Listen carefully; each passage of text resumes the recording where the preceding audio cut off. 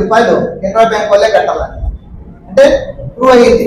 మీరు నోటీస్ ఇవ్వకుండా ఎట్లా ఫ్రీజ్ చేస్తారు? అది కూడా ఒక రిటైర్డ్ బ్యాంక్. ప్రస్తుతానికి దాదాపు 180 కేసులు ఫ్రీగా చేస్తున్నాం. జిల్లాలో ఉండే ప్రతి జిల్లాలో మన సభ్యులు ఎవరైతే ఉంటారో అనంతపురం జిల్లాలో ఇది అందరూ ఆశించి అందరినీ అవేర్నెస్ చేసే వస్తువుని వాడుతున్నాడో వాడే కన్జ్యూమర్. నా పేరు ఎన్ శ్రీనివాసులు. కెనరా బ్యాంక్ లో సీనియర్ మేనేజర్ గా పనిచేసి రిటైర్ అయిన తర్వాత నాకు పెన్షన్ అమౌంట్ 4,09,000 రూపాయలు 2024లో కొంత అమౌంట్ వచ్చింది అకౌంట్లోకి వచ్చిన తర్వాత సరే అకౌంట్లో ఉందని మెసేజ్ వచ్చిన తర్వాత మా ఫ్రెండ్కి ఒక చెక్ ఇచ్చాను ఈ 35,000 చిల్లరకి ఇస్తే ఆయన వెళ్ళి సార్ అకౌంట్లో డబ్బులు ఉన్నాయట కానీ మీకు ఇవ్వడానికి తీసుకోవడానికి లేదట, ఇది అకౌంట్ ఫ్రీజ్ చేశారట అన్నాడు. నేను వెళ్ళి బ్యాంక్ చీఫ్ మేనేజర్ అడిగాను, ఏమంటే నాకు తెలియదండి హెడ్ ఆఫీస్ వాళ్ళు చెప్పారు చేసామని చెప్పాను. సరే హెడ్ ఆఫీస్ మెయిల్ పెట్టారు, మెయిల్ పెడితే మెయిల్ రిప్లై ఇవ్వలా. ఇంకా అందుకని నేనేం చేయాలని చెప్పి ఆర్టీఐ యాక్ట్ కింద అడిగితే ఆర్టీఐ యాక్ట్ కింద వాళ్ళు ఏం చెప్పారంటే అవును ఇలాగ చేయడం నిజమే అని చెప్పి బ్యాంక్ మేనేజర్కి ఏం చెప్పారంటే అది మీరు తప్పుగా పెట్టారు, మీరు ఇమ్మీడియట్ గా దాన్ని తీసేయండి అని చెప్పి అన్నారు.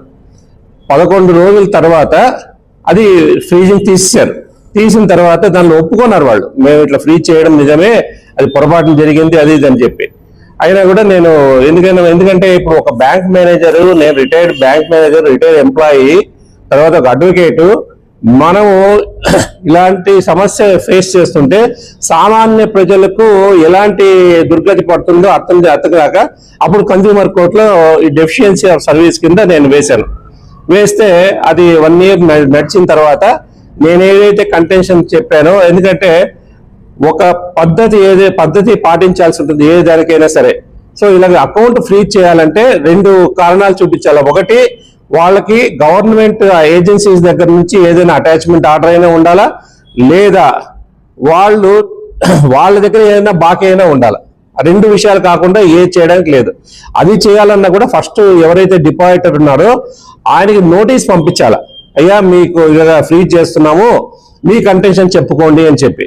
అలాంటి ఏదీ లేకుండా మన డబ్బులు వాళ్ళ దగ్గర ఉన్నాయి కాబట్టి ఏం చేస్తారో చేసుకోండి అన్నట్టు వాళ్ళు ఫ్రీజ్ చేసిన తర్వాత మేము కన్జ్యూమర్ కోర్టులో 144/2024 ఈ కేసు నంబర్ వేసిన తర్వాత 1 year లోపల ఈ వాద ప్రతివాదులన్నీ విన్న తర్వాత మేము ఏదైతే రిక్వెస్ట్ చేసామో, మేము ఏదైతే ఆర్గ్యుమెంట్ చేసామో అది కరెక్ట్ అని చెప్పి మాకు అనుకూలంగా బ్యాంకు వాళ్ళని 35,000 రూపాయలు, దానిలో 30,000 రూపాయలు ఆయనకు నాకు ఇబ్బంది కలిగించినందుకు 5,000 రూపాయలు లాయర్ ఖర్చు కింద 35,000 రూపాయలు అవార్డు చేయడం జరిగింది. అది 31వ తారీఖు సాయంత్రం ఈ జడ్జిమెంట్ వచ్చింది. కానీ ఆ జడ్జిమెంట్ కాపీ రాకుండా మీకు ఇవ్వడానికి ఇది కాదు కాబట్టి ఆ జడ్జిమెంట్ కాపీ వచ్చింది కాబట్టి ఈరోజు మీ పాత్రికేయ మిత్రులందరినీ కలిసి ఇది సమాజానికి ఇన్ఫర్మేషన్ ఇవ్వాలి. ఎందుకంటే ఒక కస్టమర్ యొక్క రైట్స్ ఏంటో ప్రతి వాళ్ళకు తెలియాలి.